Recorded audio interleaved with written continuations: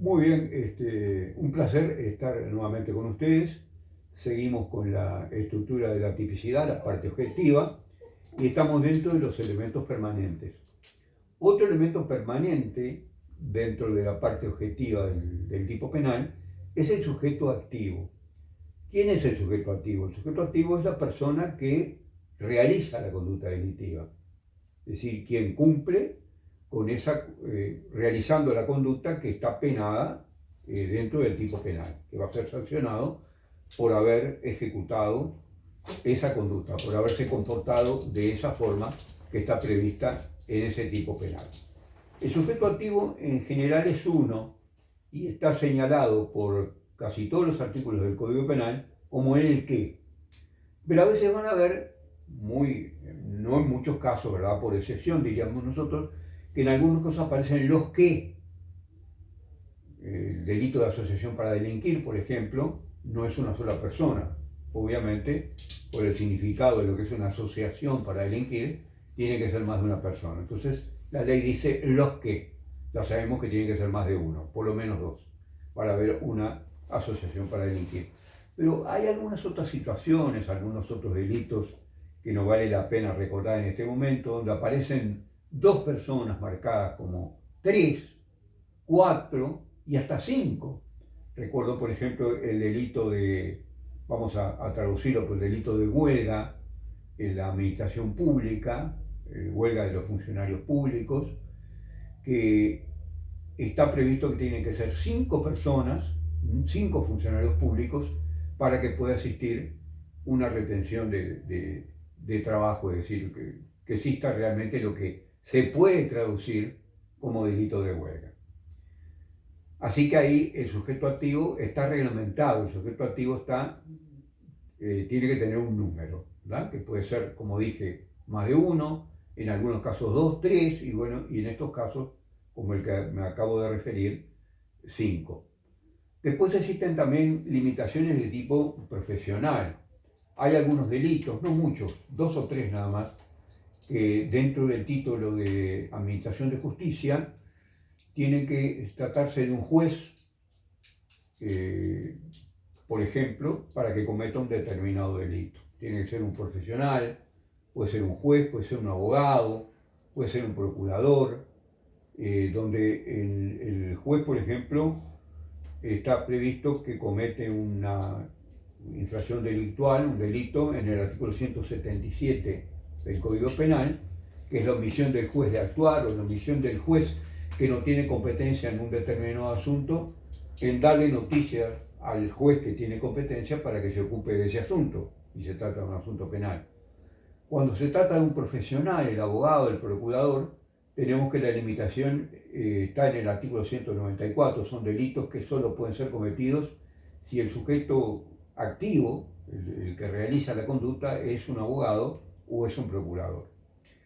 Hay también limitaciones de tipo natural, por ejemplo, los artículos 279 letra A y letra B tienen esa numeración porque han sido agregados por una ley posterior al Código de 1934, donde los que omiten prestar asistencia a los descendientes son el padre, la madre, el tutor, el curador, etc. Así hay una obligación de tipo natural, el padre o la madre. También hay obligaciones de tipo legal. Por ejemplo, el sujeto activo en el delito de quiebra no puede ser cualquiera, sino que tiene que ser el quebrado fraudulento, que es una definición que está prevista en el artículo 253 del Código Penal y que, bueno, no viene al caso ahora, pero tiene que ser el quebrado fraudulento. Existen también limitaciones con respecto a funciones que cumple quien actúa, es decir, quien es el sujeto activo, como por ejemplo, en algunos casos el testigo, el intérprete. En el artículo 183, que es el delito de falso testimonio, la persona tiene que ser testigo en una causa civil o criminal para cometer el falso testimonio. Si comete un falso testimonio en otro ámbito, en un ámbito que no es el judicial, por ejemplo, en una investigación de corte administrativo, no es un delito de falso testimonio. Bien, eso con respecto al sujeto activo. Tenemos también el sujeto pasivo. ¿Quién es el sujeto pasivo del delito? El sujeto pasivo es la persona titular del bien jurídico protegido. Es decir, los delitos contra la propiedad es el dueño de la cosa que le hurtan o que le estafan o que le rapiñan. Los delitos contra la vida es la persona que matan. En los delitos contra la libertad, por ejemplo, la libertad sexual, que es la violación, la persona abusada, la persona que ha sido violada, es decir, el titular del bien jurídico protegido. A veces el sujeto pasivo puede también tener algunas limitaciones parecidas a las que vimos, pero no es frecuente, ¿no? Solo esto pasa en algún caso de leyes especiales que no tiene objeto ahora que nos detengamos en explicarlas.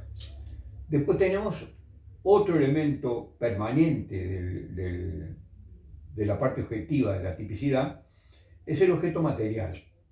El objeto material es la cosa sobre la cual el delito se realiza. Por ejemplo, el dinero, la cosa mueble, que se hurta, por ejemplo, el dinero hurtado, el dinero o la cosa, el reloj, el teléfono, el auto, es decir, la cosa que es objeto de un hurto, que en algunas oportunidades puede llamarse objeto material personal. ¿Cuándo? Cuando el objeto del delito es una persona, a quien se le da muerte, o a quien se le lesiona, o a quien, bueno, de alguna manera se le priva de libertad, o se comete algún delito contra esa persona. Ahí la persona pasa a ser también objeto material, pero en este caso se llama objeto material personal, porque está por encima la persona a que sea considerado un objeto, ¿verdad? Y después tenemos, que no están previstos evidentemente en los tipos penales, tenemos a los perjudicados, que pueden ser los familiares, pueden ser víctimas también, socios de un empleo, socios de una empresa que el individuo haya, por ejemplo, quebrado. Es decir, hay una serie de adláteres, de personas laterales que pueden ser tocadas, digamos, por lo que es la conducta delictiva. Y finalmente tenemos algo muy importante que no falta nunca dentro del tipo penal, que es el verbo nuclear.